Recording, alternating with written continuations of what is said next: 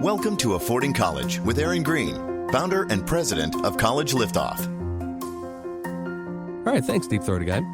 So welcome to Affording College. I'm Aaron Greene, host of Affording College and founder of College Liftoff. College Liftoff is a college planning firm I started to provide solutions for anybody and everybody that's going through college planning or has college planning needs. Our mission is to secure teens' brightest future and save them and their families thousands of dollars in the process. We work with teens throughout the entire college planning process, starting with personalized one-on-one career development work. From there, we find the best schools to match our students' chosen career paths and interests, then offer support throughout the entire admissions process. Next, we work with families' budgets to find the price that makes the most sense for their kids' education, all while ensuring it's the right fit. Today, we are Ohio's premier college planning firm. I'm happy to say that, and we're shooting for the world, by the way. And we strive to save time, stress, and money when it comes to your child's higher education. So that's a little background on myself and College Liftoff and why I do this podcast. I really want to offer families some solid advice when it comes to planning for college and higher education, because there's so much misinformation out there. The purpose of this podcast is to dispel the myths and misinformation and really help families. So today we're going to talk about the Common App, which is open. And I am sitting down with Alex, our director of marketing, and Paige Chapman-Leyland, our manager of client planning, but also our resident Common App expert. So we thought we'd put together a podcast just to kind of talk about Common App and what it is, because honestly, I still get parents that come up and ask me, what is this? and it's actually the most useful tool and really the only way that you really apply for college for the vast majority of students today. So we thought we'd kind of break it apart and talk about the ins and outs of it and what it is, what you're doing with it this year, because there's some changes to it this year, and just some pros and cons, some top tips, things like that, just to kind of get everybody started on the right foot with this whole application season, particular Common App thing. Yeah, it sounds intimidating, but it's not, right? Is that right? It's really not. I mean, think of it as like the easiest part of your taxes. Well, now that sounds intimidating. I know. Yeah. It is a little intimidating, not going to lie. But so much of the Common App is really like filling out, like if you were going to fill out for a sweepstakes, right? To win a new car, right? You're going to give a lot of demographic information. You're going to tell Common App who you are, and then you're going to tell them where you want to apply. It's actually... again, kind of like, you fill out box A and then it sends you to box B, and then you fill out box B and it says if you answer 1, go to this, and if you answer 2, go to this. It's pretty, if you can read, and I'm assuming if you're applying to college you can, then you're in pretty good shape. So, And the thing is, everything you said there, that's all the stuff you would do in a normal application anyway, right? So this isn't something that's completely different than what parents went through. Right. It's just a different format. Right. It's just a more updated version. So as a great example, when I applied to school, I still applied with paper. Like I still typed up my stuff and then actually submitted the paper application and mailed them off to the schools. And you did that each individually with each school. Even as the online application started to dawn, you still did individual school applications. So if you wanted to apply to, as Alex went to Clemson, you go to Clemson's website, you fill out their application, you go do it, you do whoever's. Common App is a one-stop shop for all of that. Am I right? Is that a better description? Absolutely. And it totally prevents that need to replicate your information a million times. Yeah. And I think about, every single school I applied to way back when, I was required to fill in my name, my address, where I go to high school, what year I'll be graduating, and just over and over again. We're still doing that, but we're doing it once. Yes. Yeah, for all of the schools, typically. Yeah. So basically, you create a big body of information, all the generalist stuff. I kind of tell kids, like, you're filling out your name literally 100 different times, which is what it feels like. Now you're only doing it once. Then you check off the schools you want it to go to. And then the individual schools have individual pieces that they want you to fill out, but they're much smaller. Absolutely. Much smaller than doing a full application per school. Yeah. So how many schools can you apply to with the Common App at once? That's where we're getting in trouble. Because people have kind of taken that and run with it. Well, let's back up. So what is it like filling out the Common App? So it's pretty, Walk again, us through it. pretty streamlined. You open, it says welcome to the Common App. It's pretty web portal. You start to fill out all of your general information. There's a great list on the Common App website that we send to all of our clients, but everybody can go look at it and find out all the things all the materials you should gather. I think the list is called Materials to Gather Before Applying through the Common App.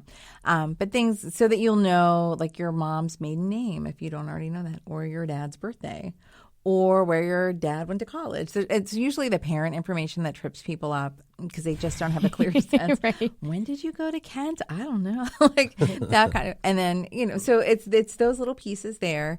But yeah, you just sit down and you go through your information first. You give a little background information. They'll ask specific items. They'll ask things like where you went to high school, what your GPA is, all of those things, which you'll still need to upload your all of your paperwork from your high school.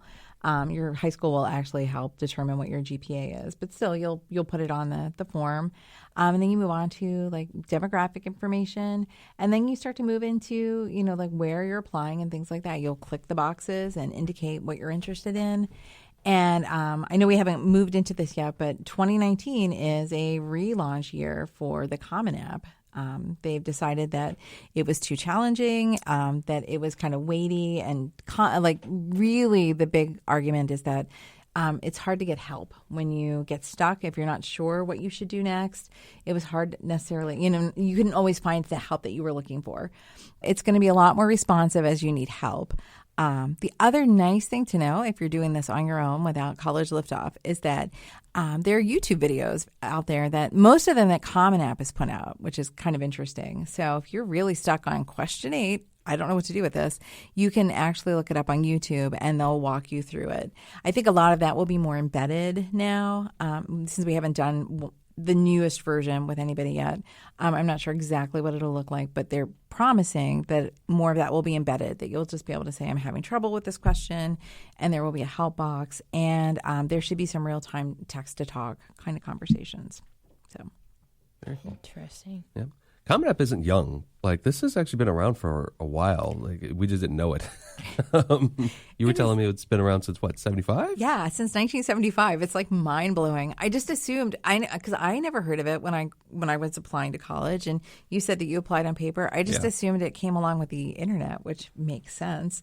But no, in 1975, 15 different colleges got together and decided to do one streamlined application process, which made a lot of sense for them. I have a feeling that there's schools where students probably applied to more than one of them already, right? So it was a natural pairing. It's kind of secretive. They don't share with you who the 15 schools were. So if you were one of the 15 schools listening, please do let us know. You're an original member. Yeah. But now it's about part of the 1975 gang. Now there are about 900 schools that are on Common App. So while it's not all of them, it's a good number. So I rarely do we have students at College Liftoff who apply outside of Common App. So in that same vein, I mean, we've okay. So again, it's not as straightforward as it used to be, where you find a school, you apply to the school, you send it in, whether it be through the internet or through paper. You kind of do that. Now we've this digital age, this digital version of itself of online applying. I mean, obviously, you can still do that. You can still go to the school's website and apply directly to whatever school you'd like. But again, it's kind of a pain in the butt because you have to repeat information. But you have now Common App. You have also the Coalition. What's the Coalition? Yeah. What is the Coalition? That's the question. That is literally the $1 million question. So Coalition is interesting.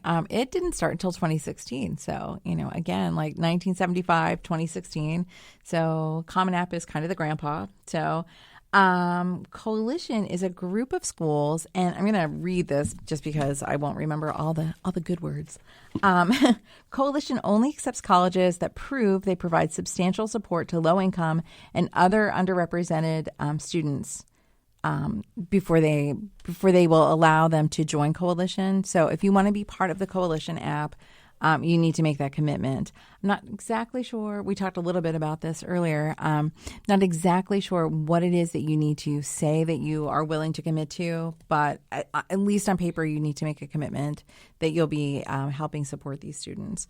And so a lot of the Texas schools, for whatever reason, are on Coalition. And then we're seeing, there are a number of, we would say like our upper tier schools that we think of as like the better schools, like our Ivies, all seem to be on the Coalition app. They're also on Common App, but they're too, also though. on Common App. So it's in the end, for the consumer, this is an online portal to apply to schools. So picking whichever one, is there a right, wrong reason to choose between either of those two? I think that it's much more likely that you'll find all of your schools on Common App than on Coalition. And if that's the case, I don't know why you would duplicate the work, because you'll need to do another essay, which we have not yet discussed, but you'll have to write another essay. It's just another information grab. So it's a lot of the same address, mom's maiden name kind of stuff. So to me, it seems like a no-brainer to just stick to Common App unless you have a set of schools that are excluded from Common App. So gotcha. And we didn't talk about this as much earlier, but the truth is, like, these are the two big ones that most people know: Common App, Coalition. But now I've even seen, and I don't know if you've seen this, Paige, but a lot of the states that have bigger school districts are actually doing them themselves too, like the California schools. Yep. There's only one place you go to apply to California schools, and it's basically their own version of a Common App, more or less. The Texas schools actually have it too, but they've bled over into the other two as well.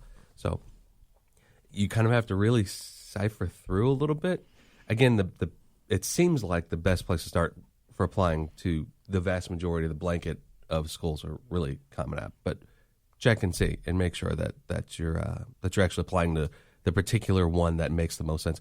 Again, I've only really seen that through the California schools as the really bigger hindrance, because there is no other way to apply to a California school. Right, which is remarkable. So I think that will change, but we'll see.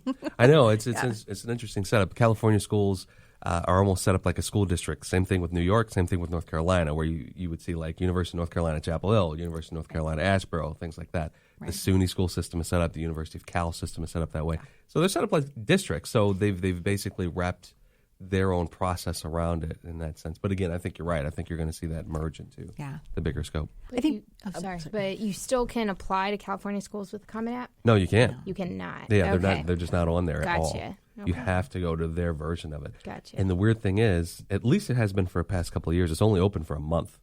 It's really only open from like October 15th to like November 15th or something along those lines. I mean, the dates are a little off. But what happens if you decide you want to apply November 16th? You're not going to school in California. Okay. Honestly, all right. It's a shorter window. Take note, peeps. Yeah. And the reason for this, at least that I've gathered, and this is an opinion on me, is that it's because of the fact that the schools are so popular at Deception, right? So everybody's trying to apply to UCLA, UC Santa Barbara, USC is different, private. But so they have to leave it open for that window, and that's it. That's all the applications they're going to take, and they're going to call it. And I mean, honestly, thinking about it that way, because they're so competitive and because there's so much interest in them, it just sort of makes sense that they can make their own rules, right? Yeah. People are going to, that shows this extra layer of dedicated interest, right? If you're like willing to do the extra work to apply just through California and do, the redo of the information. Yep. So absolutely. It's a big part of it. So what are some pluses and minuses, takeaways, some to-dos, some things that we can list for folks to do now that we're in application season, now the Common App is open, everything else? The important thing to know is that this is not last year's Common App. Common App has said that they recognize the lack of joy in the process. And they're Marie Kondoing the Common App. They're really clear about that. They're like, we understand there's a lack of joy, and people find this difficult and over lengthy. So they've promised that with the rebrand that it will be more joy-filled, which I think is hilarious. That's pretty good. The Marie Common App, I like it. Yeah. When I was looking to find examples of where the joy is now in the process. Was there joy? There is. Oh, good. Okay, so I will say last year was my first year working on the Common App, and I would be sitting with a student and we'd, all right, here's your list of schools and we've applied, and it would be like, I'm like, there's just nothing to let you know that yay, you did it. You've applied. It's done. And now there will be. So that's the big deal. Now you get a nice check mark that says, hey, Aaron, great job. You've applied to Clemson. And you'll get like a check mark and some confetti. And you can decide that you want extra confetti, which I think is hilarious. You can re-celebrate. That's so funny. Nice. But I mean, honestly, for making it more transparent and being clearer to the applicant, like, did I or did I not get this done? Did this go through? That must be agonizing if you went through all this work to apply to a school and you're like, did it go through? I don't know. Do I need to do it again? I don't know. Am I ever going to college? I don't know. Right. We would tell the kids goofy things like, well, let's go check the portal. Let's see if you've been registered, because once you've applied to, say, Ohio State, there's a portal you can go in through, and then it might indicate like other scholarships or the supplementals that you'll need to do. And Common App is promising that will be much more transparent moving forward, that you'll be able to look ahead of time. And in fact, I was doing a little bit of that yesterday. You just like look up Drew University. You'll see, now I was looking at stuff from last year, but you can look and see like the additional supplementals that they'll require for writing, or additional materials that they'll require, because there are some fundamental differences depending on the schools, and again, depending on the programs. Some schools want a portfolio, others don't. Even when you're applying in the same major area at different colleges, not everybody wants it. So that'll be transparent once you've done the application. So trying to think of other new pieces. I think in general, it's just supposed to be so much more responsive. It will be a much easier system for people to use. But all that to say that, like one of the reasons at College Liftoff that we sit down with our students and just have open hours for Common App is so that there's somebody who's a little more familiar than maybe you are, if this is brand new to you, to sit down with you and just help you through any sticking points. And, you also have the support of other people, and it's just more fun. I mean, if you have to sit down and write your address, why not do it with like 30 other people? It's true. So some snacks, a little music, it'll be good. So. And actually, I want to really quickly just plug the Writing Center, too, because the Writing Centers, especially throughout the summer this year, we've been running Writing Center camps that have gotten their essay done in literally a week with our Writing Center team.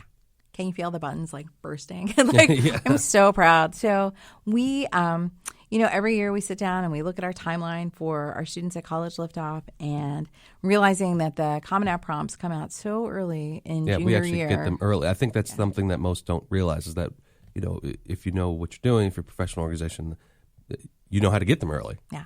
Yeah, they're out and they're available in January. So realizing that, I was like, there is no reason for any of our College Liftoff kids to be working on their Common App essay in the fall. Like, we're just going to push it forward and get it done. And I wasn't sure how that would go, but we told our students that's what we anticipated, we expected for them. We shared our essay workshops, and then we've had a series of writer's block essay camps for our students. And I think, I'm going to guess, if you came on board with us before May, your essay is going to be complete. So we've had so many students. It's been terrific. We've had a couple of kids from outside of the organization come in because they recognize how much better it is to have a completed Common App essay. Yep.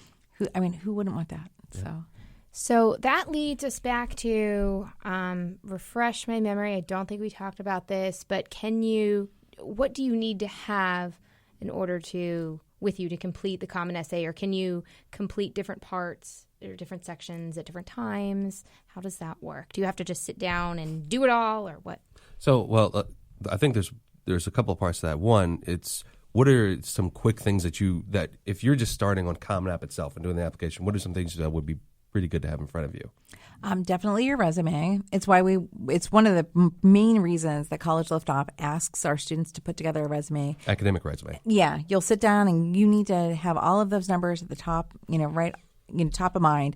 You should know your class rank, your GPA, the address for your high school, things like that. Also, all of your activities and the leadership roles you held in them. So, and honestly, you think you're going to remember because it was just a couple years ago, and then you sit down to do it, and it's complicated. I don't remember.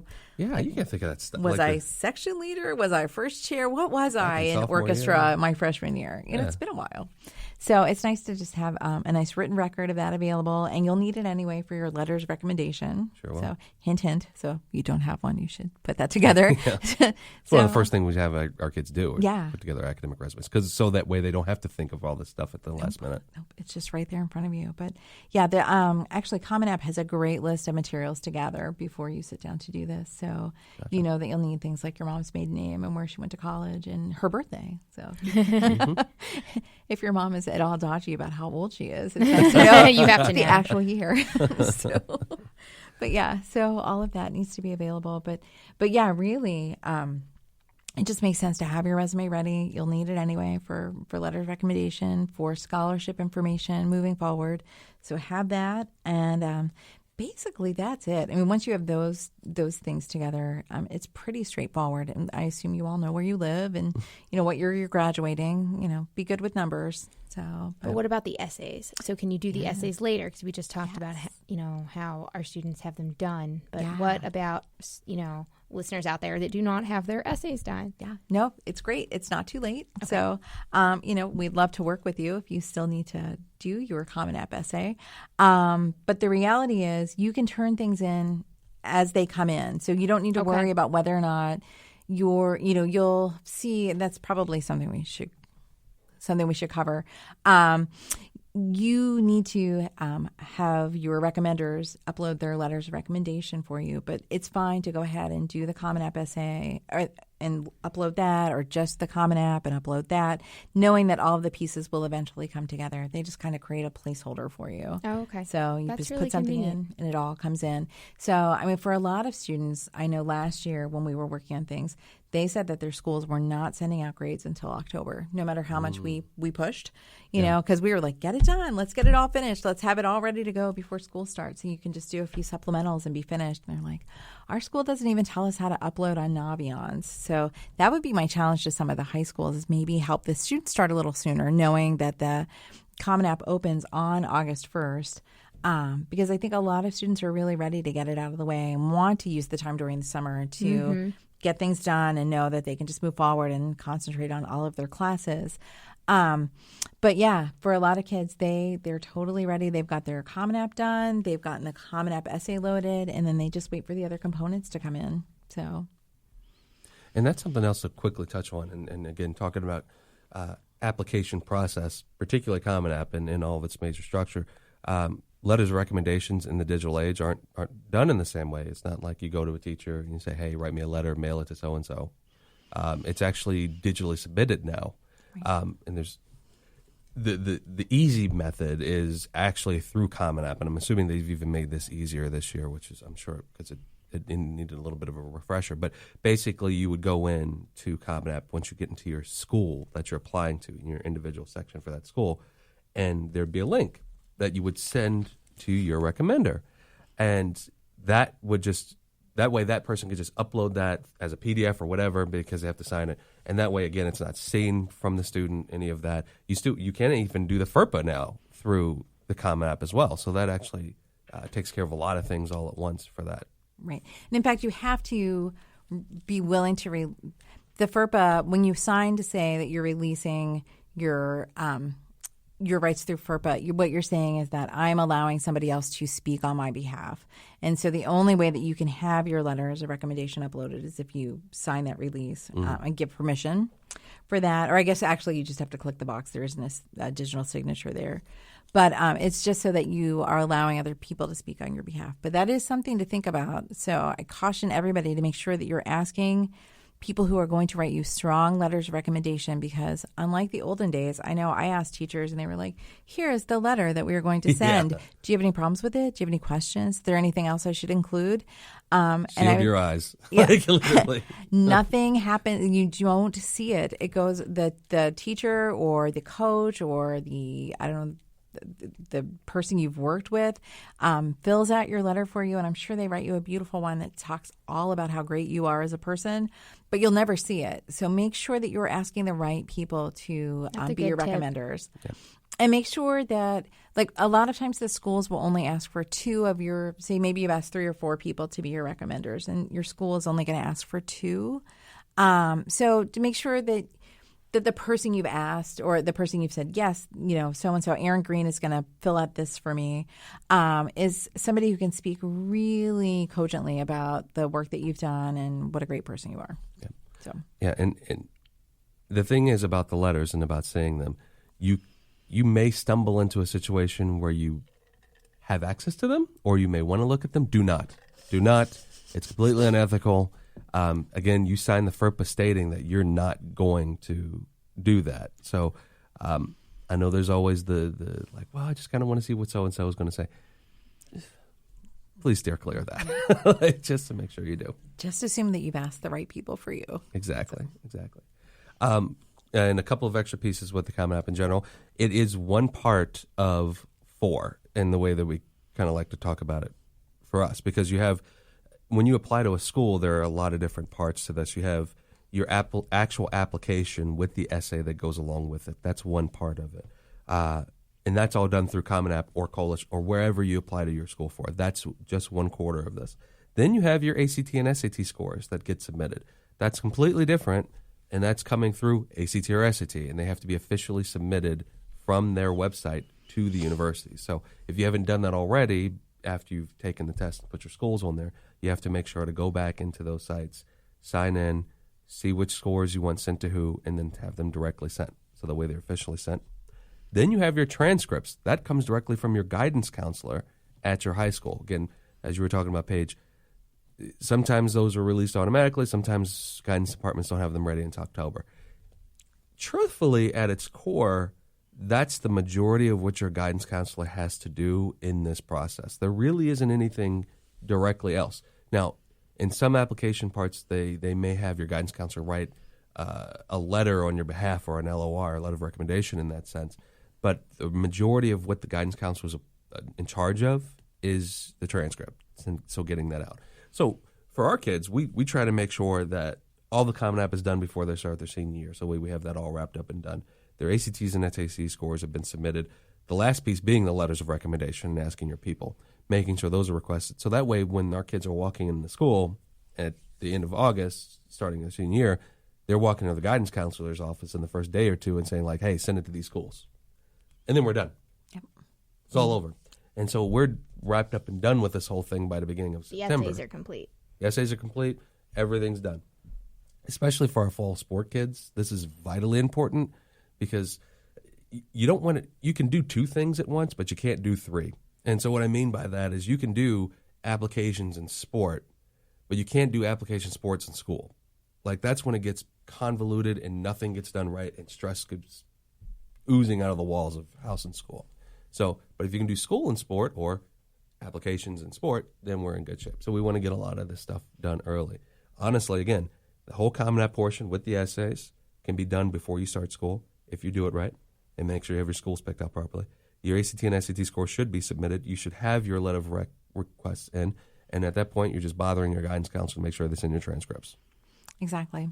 And if you've decided you're taking the fall SAT or ACT, because some of our students retake, that's fine too. Yep. You can just, if you take it in September, last year the scores were available prior to October 14th, which I think was the deadline for Georgia Tech and a few of the other schools. Everybody else, if you were applying early action, you needed to have everything in by November 1st, but the scores were all in by then, so you could send them. And in that same vein, and this is only for a few people that are out there that apply to, if you need to take the SAT subject tests, make sure that's put into your calendar too. They're only offered, I think, 6 times a year. It's usually at the beginning of every month. Those are very specialized cases if you need them. You'll know if you need it, and you won't know about it if you don't. It's kind of the setup. So make sure you kind of plug that in the calendar. Now, the nice thing is, between those parts, the Common App, the actual application process, the scores for your test scores, your transcripts and your LORs, they can all be done independently. Like, the truth is, your letters of recommendation or your ACT scores may show up first. Great. That's totally fine. None of them have to be submitted in any particular order to a school. The truth is, you just want to make sure all 4 of them are submitted. That's all it is in the end. So school will basically if they get your transcript first, they're like, oh, this kid's going to apply. So now we can get everything. We just have to look for all those other pieces. And then you're in good shape. Yeah, and then once you've applied, actually, through Common App, You'll be able to sign into the portal for the college. So say you've applied to Ohio State.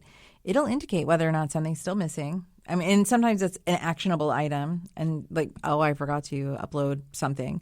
Or sometimes it's something that somebody else is sending, but at least you know whether or not it's there. Yep. And then that's where you'll be invited to maybe do some additional supplemental work, or some of the schools will invite you to apply for some scholarships through that portal. So it's really important that once you have gotten the check mark and the confetti, to go and check out the portal for each of your colleges that you've applied to, so you can see if there's any items that are still dangling for you to do.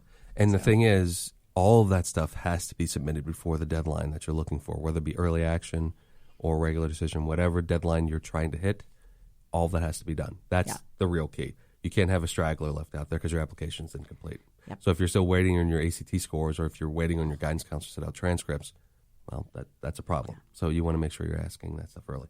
And in the same vein, make sure you ask for transcripts to be submitted as early as you possibly can. That thing, it becomes a domino effect, and worse, actually, for guidance counselors as time goes on. If you're getting to your guidance counselor in late August, you're in great shape. If you get to them early September, you're in pretty good shape. You get into mid-September and October, don't expect your stuff to be sent out for a month because everybody's trying to do it. So you want to be as early as you can to getting your applications, your transcripts submitted from your guidance counselor. Yeah, especially if you have one of the earliest schools like Georgia Tech on your list. Yeah, which is October 14th. So October 15th. So we definitely want to make sure that's submitted. Yeah. So with the Common App, you've got all this. You got all the parts of your application. You can just send them off to like all 900 schools, right? You could. You definitely could. Well, there's a cost, though. Yeah. And there is a cost every time that you you can get a waiver for financial reasons, but typically every school that you apply to has an application fee. So yeah, it's still the same way as it was. You're still going to pay each school. You should. You're doing less work, but you're still spending. Are you saying you should not apply to 50 schools? Right. Let's talk about that. Yeah. In fact, you really shouldn't apply to 15 schools. Let's be honest about that. I mean, just because you can doesn't mean you should. That's what we're saying here. Yes, because you're going down the right path with this, Alex. A lot of people have treated Common App, since it is easier to apply, as a smorgasbord of just apply to everywhere you can, and that one, it's doing a lot of things to really just screw up the system in total. One, you have students applying to too many colleges, which an inherent thought for that particular kid doesn't sound bad. It says it creates options for that particular kid. Well, the truth is you're just stretching yourself thin, and the other colleges know who you've applied to. So, they do? Yes. I didn't realize that. They do. They can look at Common App on the back end and see exactly who you've applied to. And if you look like you're just applying everywhere and you're disorganized, or you're just trying to catch whatever fish you can without thought of why you're applying to the school, it's not doing you any credit. In fact, it's doing worse. Would you agree with that, Paige? Definitely. I mean, I know like those stories are always really interesting. Those kids in April who are standing there with like 30 acceptances. I got into every place I applied. Why did you apply to 30 schools? Yeah. Like there's no reason to do that. And I really challenge you to tell me that all 30 schools are going to be really great at helping you like find the best program for you and really give you the best outcomes. I mean, I just don't think that they all exist for you. Like, I guarantee that if you are a marine biology major, you should not be applying anywhere in like North Dakota, right? I think that you are unlikely to find the set of great internships and field experiences that you might get if, say, you went to San Diego or somewhere in Florida or in some other coastal area where there is water that you could study as a marine biologist. And so I think there's a lot of that. It's why we push so hard at College Liftoff to do that kind of career development so that you know what you want to study, and then we can find great places for you to do that, right? Yeah, ease of use doesn't mean that you should just do more. It's not bang for your buck is what you're saying. No, not at all. I try to liken this process so often to buying a house. There's 4,200 universities out there, each one with 200 majors. In any given day, I'm going to throw out a random number, and Alex, you can totally correct me on this because our background is in real estate. I would say like there's roughly 3,000, 4,000 houses on the market in a major metropolitan area at any given time. That's a little high, but it depends on where you are. So you wouldn't go and actually submit bids on 4,000 houses. No. You wouldn't even submit bid on 50. No. That doesn't make any sense. Just because you're qualified, like, well, I'm pre-approved to buy a house up to $250,000 doesn't mean I'm going to make an offer on all the houses that are $250,000 exactly. or under. You get a realtor to help you sift through the choice in order to find the best options that are directly correlated to you, usually down to after you go and research 20, you maybe visit or go see, 10, and you may submit bids on 3 or 4, something like that. That's a reasonable process. Same deal here. Just because they're all out there doesn't mean you just go and blanketly apply to them. You go through the process. This is why we say go through a good college planner in order to make sure you can find the schools that best do this for you, apply to the right ones that make the most sense, and then they actually can see that. Then they actually can see on the back end, oh my gosh, this kid is applying to a marine biology school at Eckerd, at Florida Atlantic, at University of Miami, Florida, which all have correlation in program and strengths, and they actually you start talking about in your essay, in your extracurriculars. Now you actually have a reason that these schools want you to be there, and they can see it too.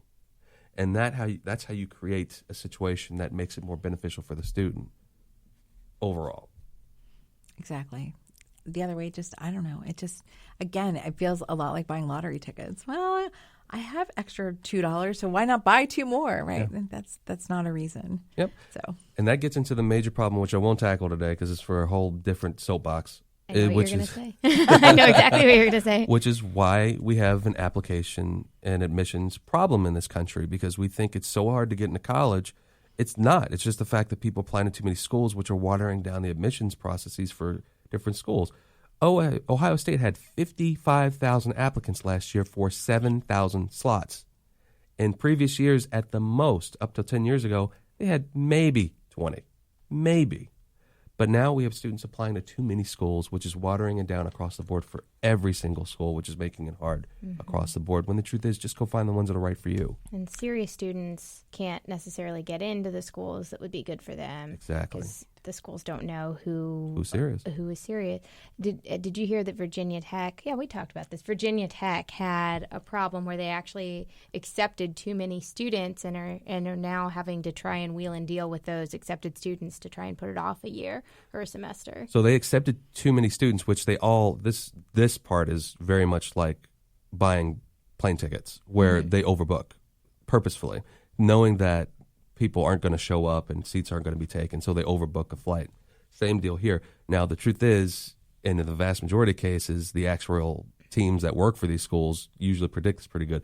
Virginia Tech did not, which is very surprising because it's a math and engineering school. Go figure. You think they could add. But they had too many students that said yes. And so you run into this other problem where now they don't have any space for these kids. And so what do you do? So that could be a whole other podcast. Yeah, that's a whole different So the takeaways today are Common App is now open. You should do your homework in advance, have the checklist that Paige went over, mother's maiden name, birthdays, your resumes, your ACT scores, all of that jazz set. Do your essays early. Be thoughtful about your essays. Have them correlate with your career plan. So career planning is important. Then you are ready to do the Common App. Go to school. Have your guidance counselor plug for you, and only apply to 5 to 7 schools. 5 to 7. That's a sweet spot. So that's how you do it. Yep. Anything else? I'm going to throw one more caveat in there. If you are on a system like Naviance or something like that, do go talk to your guidance counselor even more, because letters of rec and a few other things get submitted through that. So usually a guidance counselor will have a senior night or a Naviance night at the beginning of the school year. So make sure you go through that, because those, since they are digital sources, they actually link to Common App on the back end. So your letters of rec and your transcripts get submitted digitally through those. We're not experts in them by any measure. Your guidance counselor should be if they have the system. Otherwise, they shouldn't have bought it. But I would go to them in order to do that too. Absolutely. And then the other thing, again, make sure that once you've applied, you look through the portals, figure out what else is necessary. I can't tell you the number of students who came in. They're like, I didn't know I had to do a supplemental. So it's right there. Right there. It's not every school asks for supplemental. Some ask for several. So I think Syracuse asked for 7 last year for one of my students.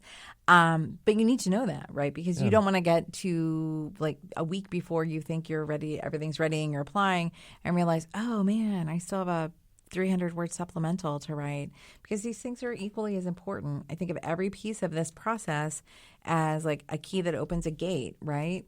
Your Common App application with all of your scores and your transcript and your activities is what opens the first gate. And then they read your essay and they determine whether or not that opens the next gate. And then maybe there's a set of supplementals that they read, and that determines what gets you in. But at any point in this process, you can forget a step. You can just kind of do a slipshod job and get things done at the last minute, and that will close a gate for you. And that seems really silly. So, I mean, honestly, if you are a strong candidate, if you look great on paper, if everything should line up for you, then take the extra time to get the supplementals done, get a really quality essay written for your Common App essay or the Coalition. They're different, by the way. The Coalition also requires an essay. But make sure that you've done that extra work. Do not blow all of the hard work that you've done all through high school. You've done 3 years at this point of quality work. Don't blow it with last-minute essay writing. I know we talked a little bit about this when we talked about essay, but don't blow it with writing your supplemental at the last minute, or just thinking your essay is fine, or that you're going to recycle something, which you can do, but we encourage you not to. So take your time. It's if you come to it, if your student or anybody, if they ask you like, well, should I do this part? If you're thinking that, then you might as well just not do any of it. Honestly, because it's one of those things of diligence. If you're being shoddy about it and you're not filling out a section, or you forget to, kiss it goodbye. It's done. And if a school says, this is not mandatory but recommended, do it. You're going to show your demonstrated interest by doing the work, right? Yeah. You're like, it's worth it to me to write this additional 300-word essay because I really want to go there.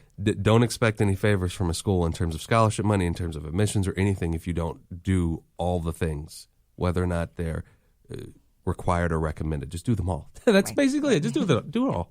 And do it thorough. Do the best work you can. Exactly. Yeah, this is important. Exactly. Yep. And by starting early, if you really are doing it in August, you have several weeks before school starts, you can get so much of it done so that you are not trying to cram this in. The kids who really struggled last year for me were our students who came on board with us in the fall rather than earlier, because they just had less time. They were doing career development and researching schools at the same time that they were applying and writing supplementals. And that was just and then, actually trying to go to school and also play their sport or orchestra. So you have the time. Go ahead and get it done early. Don't try to mix it all together. One of this little side story, but we were talking to our students during one of the essay workshops, and Hannah, who is one of our awesome Writing Center advisors, was talking about going to a Halloween party that she'd been invited to, I think her senior year of high school, and her stuff was all done, right? Everything is due November 1st. She had everything done, and the girl who was throwing the party went upstairs to her bedroom to write an essay. Oh, my gosh. The night of the party, which is just so awful. And the kids were all just like, whoa. We're like, that's why we sit down with you now. Like, get it done. And, Hannah's like, and she's like, I think I was invited to that party on purpose so that I could go and help her edit the work. So I just thought that was really funny, but sad, too. I mean, that just... you're busy. You are busy people. You will be far busier in the fall than you realize, and there's no reason to let this stuff wait till the last minute. Absolutely. So, well, thank you, Paige. Thank you for going through everything so thoroughly. Advice. Thank you, Alex, for sitting in with us too on this convo. This is important, and it's important to do it as thoroughly as you can, and to do it exactly as you should, and with joy. As much joy as you can. College Liftoff can help empower you to make college affordable for your student. If you want to learn more about your options, Aaron will be responding directly to your emails. Email him a question at aaron@collegeliftoff.com. Thanks for listening to Affording College with Aaron Greene of College Liftoff. If you'd like more information, visit collegeliftoff.com.